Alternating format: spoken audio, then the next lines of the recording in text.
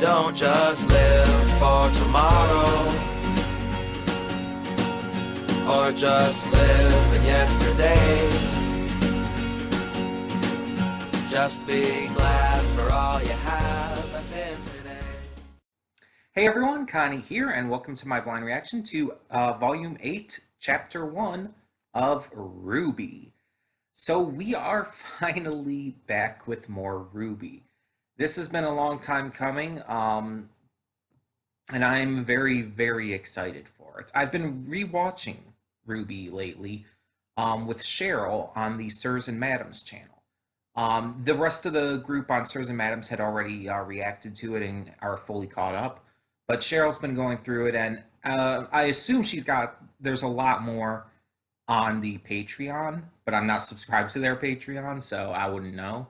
I assume there is, though, because that's usually how a lot of reactors do it. They're usually ahead on the Patreon. But she's currently on Volume 6, like early into Volume 6 on the channel. But either way, I'm still very much enjoying it and getting caught up with it again. Even though I've seen all the volumes prior to this multiple times, I know what happened. I don't need to get caught up per se. But I'm still having fun with it. I'm having fun seeing her reactions to certain things. And I'm excited for where this volume is going to go. Because last volume kind of ended off on a sour note. Let's be honest. Ironwood decided to betray the people. We had a fight between our heroes of Team RWBY and the Aesops. Clover was killed by Tyrion, which, yeah, Crow's been through the ringer in these volumes lately. So definitely hurt Crow there.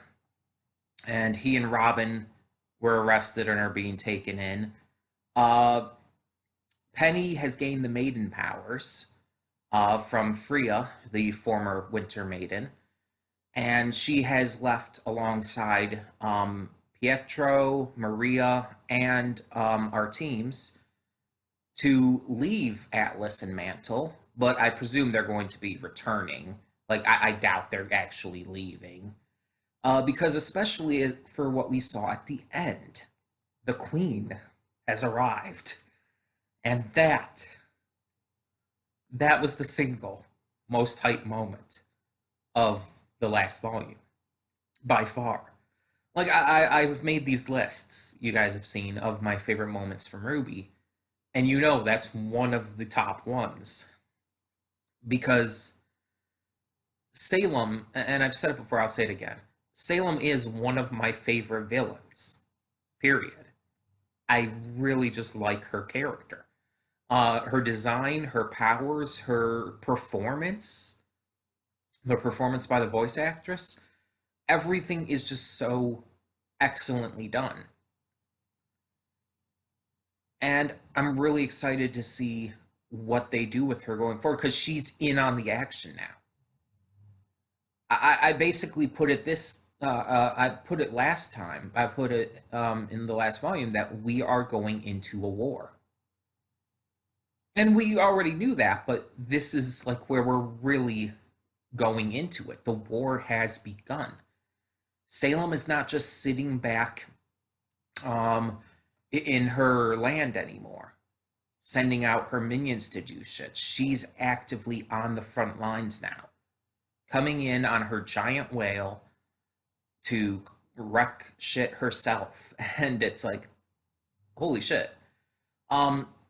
The only one who's not with our heroes at the moment is Oscar, who, after getting some help from Ozpin, who came back finally, is just kind of falling down into Mantle. We don't know exactly where that's going yet, but we do know that unless Ozpin runs away again, which I don't think is going to happen, I think this is him being back for good. This is going to be really interesting. Ozpin being back, and he's going to obviously be able to help protect Oscar from anything. But here's the thing. Here's the thing. Cinder, thanks to Neo, now has the relic, the lamp, which she's presumably going to try and deliver to Salem to try and get back in her good graces. So there's that.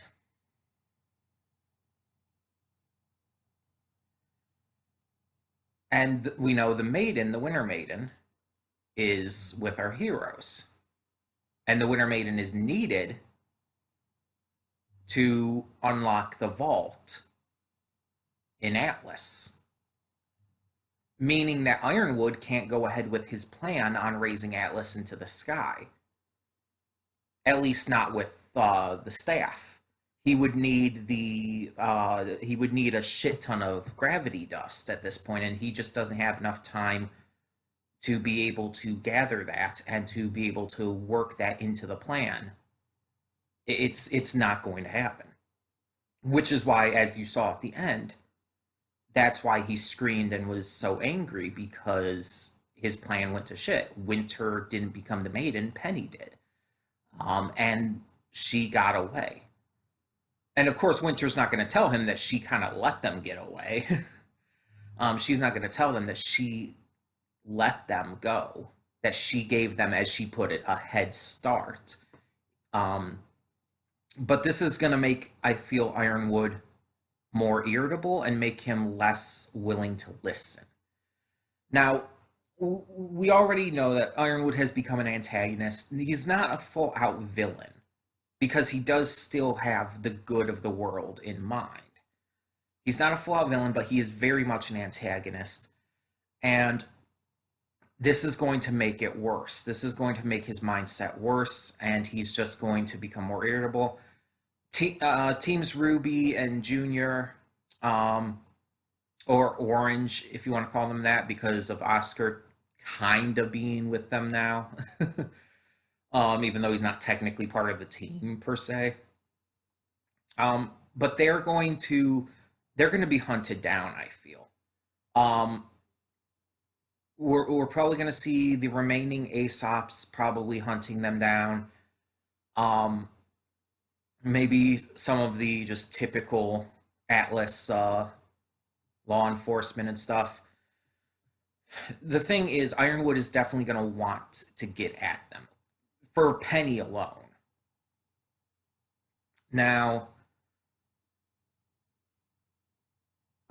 the bigger question here is what's going to happen with Salem attacking currently.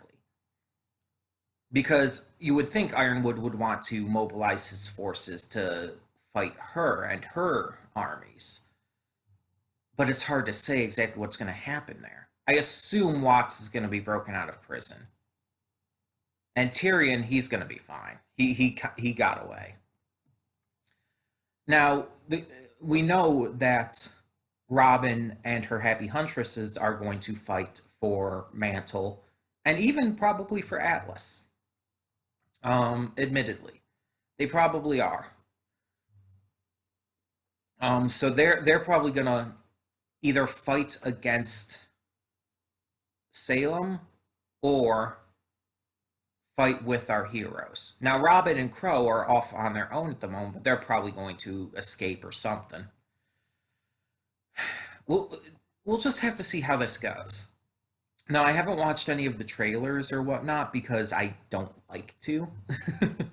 I don't like watching these trailers and stuff because of spoiler reasons and all. But I did happen to see one screenshot, and there's not much to it, but I believe it was... I don't even remember most of what it showed, but I believe it showed Oscar with at least a small group of our heroes. So that just shows that they're going to reunite, which was obviously going to happen anyway. So I really know pretty much nothing going into this, because it's like I'll watch trailers for movies and even for other shows, but for this series, no. I want to remain as spoiler free as possible. It's one of my favorite shows of all time. I do not want to be spoiled on this series. As for any predictions I have, there's a lot of predictions that go around within the RWBY community. A lot of people even make these bingo sheets and like, oh, what do you think is going to happen this volume? One of the big ones that a lot of people seem to think has happened and that I actually agree with is the death of Ironwood. I think Ironwood is going to die in this volume, but I also think that he's going to die by giving up his life, that he's going to sacrifice himself and, in a way, kind of redeem his recent actions. Um, I don't know what that's going to mean for Atlas or anything going forward, but that is what I see happening. Because at this point, that's kind of where I see his story going. Honestly, it just is. Um, so I do see that. If it doesn't happen, it doesn't happen, but that's where I see it going for sure. Um, Another thing I think we're going to get for sure is I think we're going to see Ren start to have some faltering. We really did see a little tiny bit of that last volume where Ren was showing a little more allegiance to Ironwood and Atlas than the teams sometimes. There was some points where he just wasn't sure. He just wasn't completely clear on what to do, and he was questioning things. And I think we're going to see that come to a head in this volume because we really never saw that go anywhere in Volume 7. So I think this volume we are going to see that come to a head a little bit. I also think that we're going to see plenty more of the Happy Huntresses. And this prediction is due mostly to Kaden Jensen's tweets. Kaden Jensen is the voice of May Marigold of the Happy Huntresses, and she's been tweeting that she has finished recording lines and stuff, and that she's really excited for this volume. And the tweets she's been making have kind of been implying that the Happy Huntresses might have a bigger role in this volume, because let's be honest.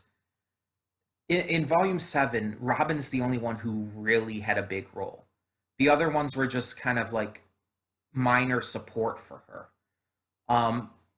But we want to see more Fiona. We want to see more May. We want to see more Joanna. And I think we might in this volume. Not only getting to hear more from them voice role wise, but actually see them in action more. Especially with everything that's going on. I think it's going to be necessary. On the side of the Schnees, we might get a little more with Shock now that he's been thrown in prison and everything. But I think the most of the stuff with the Schnees might revolve more around Weiss's mom and Whitley. I can't remember the mom's name right now. Willow, that's it. It might revolve more around Willow and Whitley. Because that's another thing that was hinted at last volume, but that was never actually fully gone into. The idea that Whitley is a victim of Jacques' bullshit, too. That he was corrupted and manipulated by Jacques to be the way he was, and that he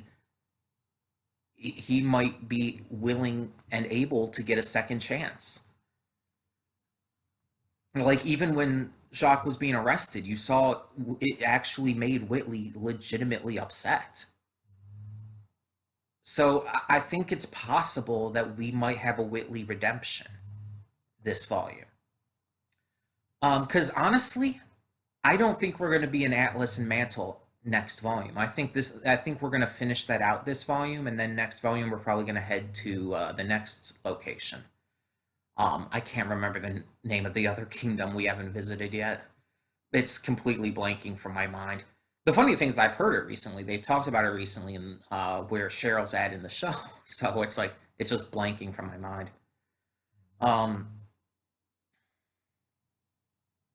Yeah, I'm not sure. But anyway, so yeah, I could see that happening for sure. Obviously, we're going to get more great action. I don't think we're going to get any new outfits or anything like that. Dog's about to start barking probably, by the way. We're not going to get any new outfits or anything. We're not going to... Yeah, she actually didn't. Male person was just here and She didn't even notice. We're not going to get any new outfits or anything, nothing big like that, because we just got new ones last volume. Um, so they're not going to have any of that. There's another prediction that people are putting on their bingo cards saying, like, oh, Penny's going to die again and Pietro's going to have to use the last of his aura to revive her again. Um, I really doubt it. Like, not only do I really doubt it, I think it's practically like less than 10% it's going to happen. And the reason I say that is because they already killed Penny once. They're not going to do it again. Penny is such a popular character. Like, yeah, killing her once, it's like, I get it because that was a really shocking, important moment for the series when the entire tone of RWBY changed. So, yeah, they want to take out two of the most popular characters in the show with Penny and Pyrrha. That makes sense. Taking her out again here, though, again, it wouldn't make sense. There would be no logical reason for it. Because, again, if you took her out again, Pietro would probably have to use his aura to revive her again, and it might kill him. So it's like, it's like the only reason would be to get rid of Pietro, and I feel like there's no actual genuine reason to do that. And the only way they could probably make it even work is if Penny's death was the result of a fight and everything, and Pietro did it purely to help her to revive her and stuff. And but again, it's just like one, he doesn't even have his stuff on him, right? Unless they go back down to Mantle or to his workshop and everything. Um, it's just there would be way too many variables to try and pull that again. And on top of it, killing off a character that you already killed off once it would honestly just be a bad move from a writing perspective. Like if you're going to kill off a character, like fine, that's honestly completely fine to do in this kind of series, in this kind of situation. But you don't do it to a character you've already done that, especially a really popular character. You've already done that too. From a writing perspective, that just comes across as mean spirited for the sake of being mean spirited. Like you could so easily get around that. Um,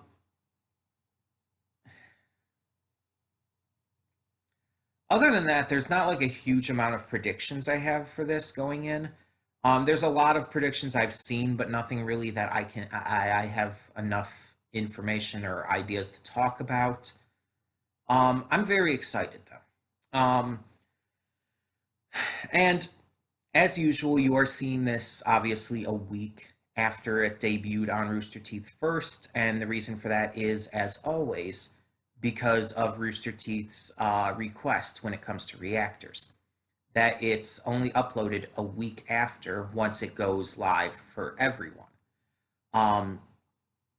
Just to avoid spoilers and stuff, even though that's not even going to work because people who see it first are still going to spew spoilers everywhere.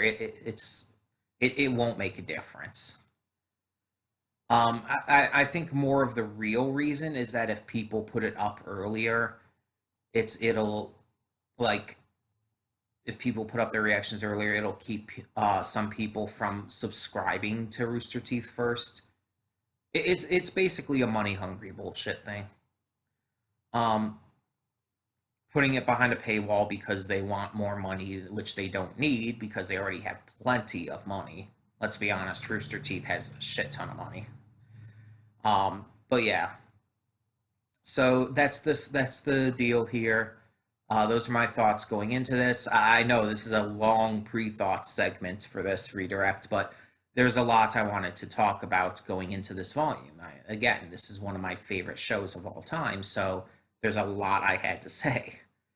But that being said, we are going to continue on with this and see where this volume takes us. I don't know how many episodes this volume is going to be. I don't know if they've said yet. Um, I assume they did, but again, I've been avoiding spoilers and shit. So I don't know how many episodes this is going to be, but we're just going straight on through. Obviously. And hopefully, like last volume, there's no breaks, no major breaks. Because I know there were past volumes that took like breaks after every few episodes. It's like, oh, a few episodes, then let's have a World of Remnant this week. Then a few episodes, then another World of, and it's like I hated when they did that. I hated when they did that. It was so bad. It was such a bad decision on every level. Um, and it just broke up the immersion of the volume too. But anyways, we're just gonna get on with this and hope for the best with this volume. It's going to be heavy. It's going to be intense. There's going to be a lot of shit going down. I'm excited and I'm ready. So when the screen fades to black, pause this redirect and go to the description below. Follow the link to the reaction, and after you watch it, come back here to the redirect and resume play. Because after it fades to black and then fades back in, everything from that point forward will be my afterthoughts and will contain spoilers to the episode. So, that being said, thank you so much for tuning in, and I will see you at the reaction. Okay, and we are back, and we begin with spoilers in 3, 2, 1, now. So first off, before anything else, let's talk about the opening.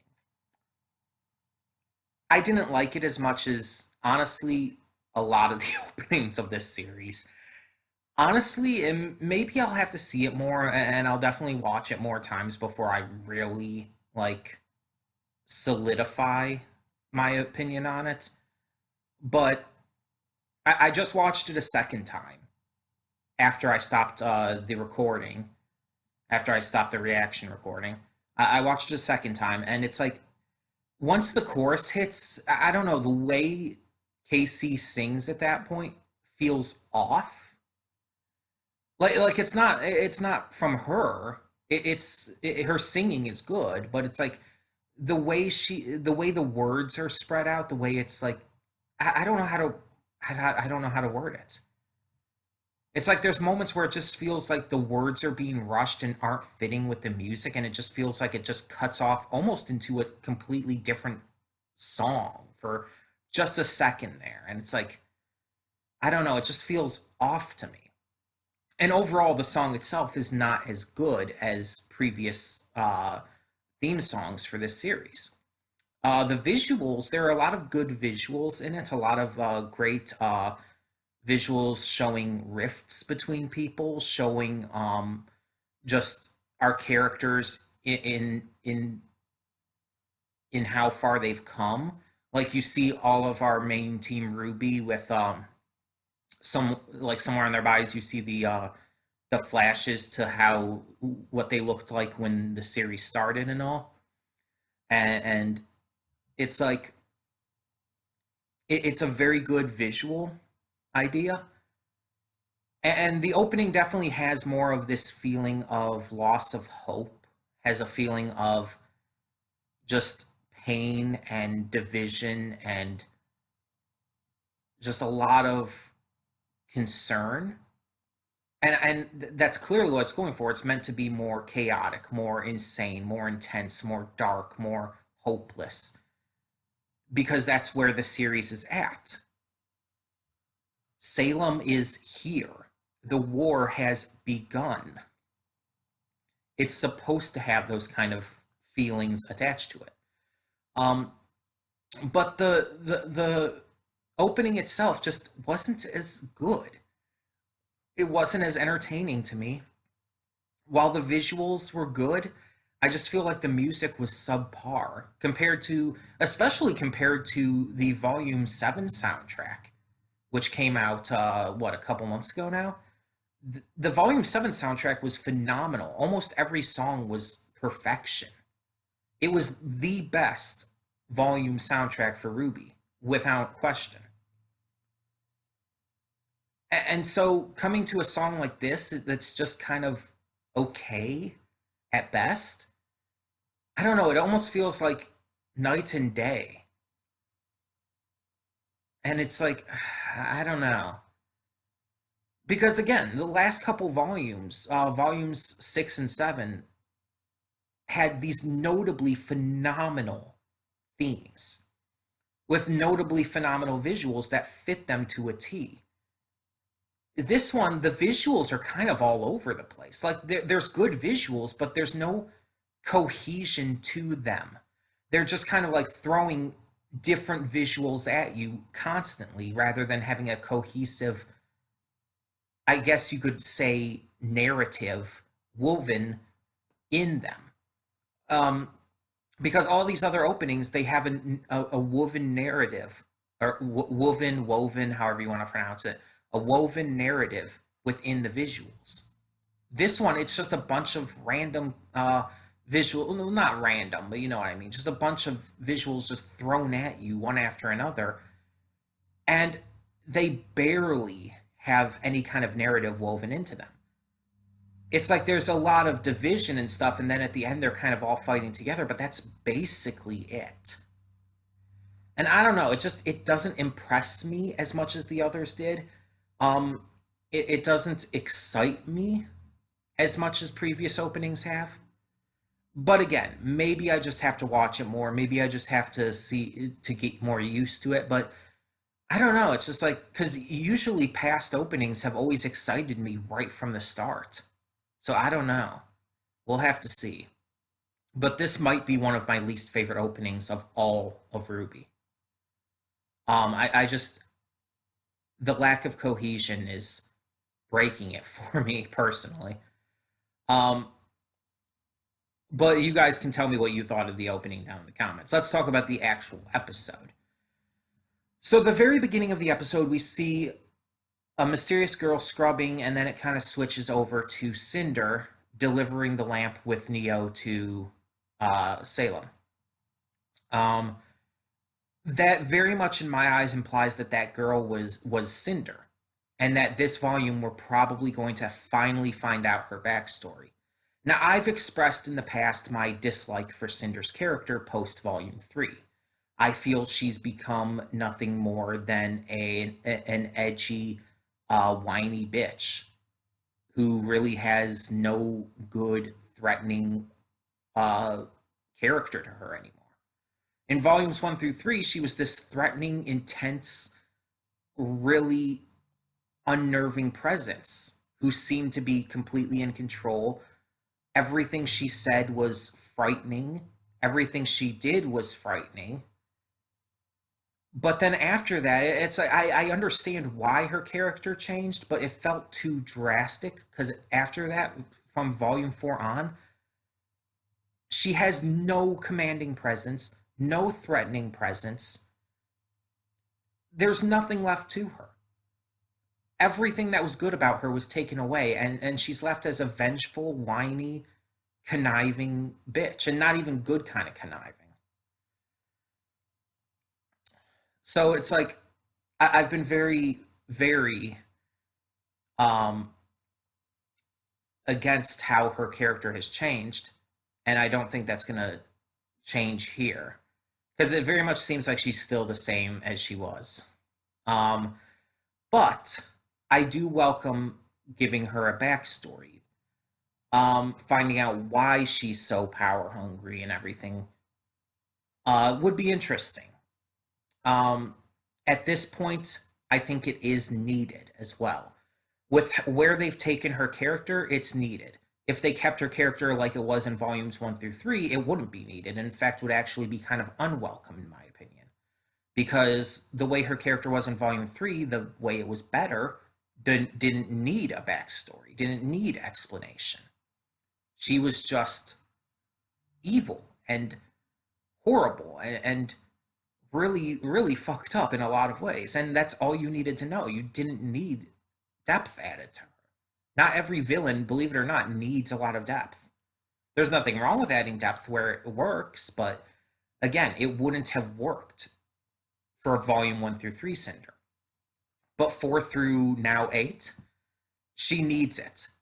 Because it's, at this point, the only thing that will save her character for me. Because she's by far my least favorite character in this show. And I'm saying that not just like, oh, I don't like her because she does horrible things or anything. I'm saying that from a writing perspective. I don't like her character at where it's gone. But anyway, so she delivers the lamp to Salem, taking all the credit for it, despite having done none of the actual work to get it, which Neo clearly doesn't like. Um, and yeah, they are moving on with the future of their plans and everything, getting ready to do what they got to do and all. Um, Meanwhile, our heroes find Oscar, and they end up going to join forces with the Happy Huntresses. So we get to see them again. We get to hear Joanna speak a lot more because she really didn't speak a lot in last volume. We get to hear a little more of May speaking. We didn't see Fiona at all. It was just Joanna and May at the moment. Um, but while there, our team has kind of a rift grow between them. Yang feels that RWBY's plans and ideas have not worked out since they've gotten to Atlas. And because of that, she's feeling a little wary about continuing to follow them. Which some people would probably be upset by because, it's her sister. And multiple times now, even before the entire thing about saying, like, oh, we'll follow RWBY wherever, like, even when they were back in Haven, she's like, she stood up after talking to Ozpin and everything, and she's like, I go where RWBY goes. And she said something along the lines of, like, she always seems to know what's best or what's right or something like that. Yang has continuously, since coming back from her depression and PTSD, since coming back to the team, continuously stood up for RWBY's decision making. And I actually think that's why it's good that she's having her doubts now. It actually makes it feel more realistic. Because she stood up for her so much, now that things have gone this wrong, she is having doubts. She still loves RWBY. That's not in question here. She's doubting her leadership in this situation. And they have difference of views on what to do in this situation, and so do the other members of teams RWBY and Orange. The teams are splitting up. Blake has split from Yang. The couple has split up there. But the other couple has split up too, because we have Ren going with Yang, while Nora goes with RWBY. And it's like the only like team here that hasn't split up in that situation is Weiss and RWBY, because they're still together. And Penny's with them as well, but Penny doesn't really have a team per se. Jean has gone with Yang's team, but we also saw that he's kind of neutral and believes that they can go with both options. So he's not necessarily on Yang's side. He's just going with them, probably to kind of balance out the teams a little better. Now, this is definitely shown in the opening too, the idea of rifts growing between our characters. But it's also shown in the opening at the end, they're all still fighting together. So it's not going to be like when they split up and everything in volume 4 and 5. It's not going to be like that at all. I feel like it's just going to be like they have different views on what to do here, and they're just splitting up the team at the moment. They're still working together. They're still a team, but they're just splitting up what they're doing. So I think by the end of the volume, they're still going to remain a team. They might have a fight or two here or there, but they're still going to remain a team, and they're still going to be like covering each other's backs and everything. It's all going to be good with that. We see a little bit of Ironwood, and yeah, he's just completely gone off the deep end, and to the point beyond. He's past the point of no return. Like, we see he's talking to Winter and everything.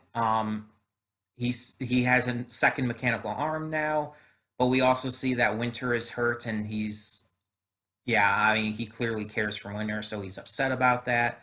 He's upset about where everything's gone, and he had a conversation with Ruby before while trying to reach Penny. And so yeah, he's kind of gone off the deep end. His goal is still to save the world, and that is still what he's trying to do. So I would still categorize him as an antagonist rather than a villain. But the act he committed in that scene was villainous. It was wrong. It was evil. And that's beyond any kind of doubt. There's no way to rationalize that. You see the two other councilmen, the councilman and councilwoman, they come in complaining, yelling at him to at what he's doing and what he's trying to do and everything. They're not even doing anything. They're not even really threatening to do much of anything. Ironwood, they're just yelling and complaining and all. Ironwood goes out without hesitation, pulls out his gun, shoots the councilman in the head. I mean, presumably, we don't actually see it hit, but everything tells us that's what he did. It's not trying to hide that, even though it didn't actively show the bullet hitting the dude. We do still know that's what happened. You saw the look of horror on the councilwoman's face. You saw even how Winter and Harriet responded. And this is what leads me to believe that by the end, everyone's going to abandon James' side. Winter's going to abandon it. The Aesops are going to abandon it. Everyone's going to leave James's side. And that he's going to be alone. And that's when he's going to realize that he was wrong in the way he's been handling this. And that's probably what's going to lead him to trying to make it right, which will lead to his sacrifice, which I still think is going to happen. So that's my theory at the moment. I might be proven completely wrong, and that's okay, as long as it's still done well, which I have complete faith that it will be, because the show keeps getting better and better every volume. But yeah. It's like he's definitely beyond the point of return. He can't be just talked to about it. He's committing act like again, like I said in the reaction, there was no logical reason for him to do that. The councilman was not a threat to him at all.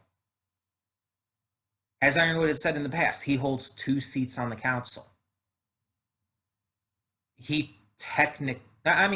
Honestly, it's kind of split, but still, they're not actually a threat to him right now. They weren't getting in the way of him doing what he felt he had to do to save the world. So because of that, shooting the councilman was pointless. It didn't further his goals. It did nothing. Which means that he only did it because at this point someone is disagreeing with him. And he did it to send a message to everyone around. The Aesops, Winter. He did it to send a message that he will not take insubordination, which will make the idea of them, doing that be more interesting. Because at this point, I definitely do think that they're all going to betray him. They're all going to leave him, leave his side on things. That's how I see it going. But yeah, this episode, this was a good way to start because it showed, if the very beginning, the very opening with Cinder and Neo and everything going on to the ship, or the whale, and everything, felt very cinematic, and I really like that. But at the same time, this episode very much felt like there was, the bad guys have currently won. And the good guys are, like I kind of compared it to, a resistance force at this point. Okay, I'm just going to say it. It kind of makes me think of Star Force. Salem and her group are the Empire, and our heroes are the Resistance. It makes me think of that. Though I guess it would make actually more sense to compare it to the sequel trilogy uh, than the original trilogy, just from the context of everything going on. But either way, so it would be the First Order instead of the Empire. But the point being is that's kind of what it feels like.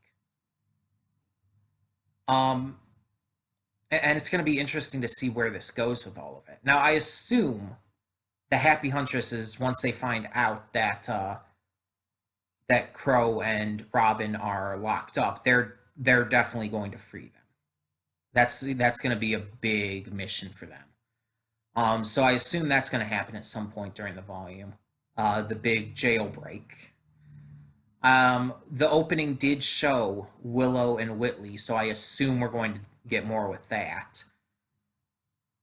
It's just like, yeah, a lot is going on, and it's going to be interesting. So I definitely think that this volume has the makings of being really intense, really dark, and really hopeless at first. But by the end, that's probably going to either switch around, or at least there's going to be a spark of hope that's going to change things. Um, Either way, I have a lot of faith in where this is going, and I'm very, very excited. This was a fantastic start, and we'll just have to see where it goes from here. So, tell me in the comments below what you thought of this first episode of RWBY Volume 8. And thank you so much for tuning in. For now, I'm Connie, and I'm signing off. See y'all next time.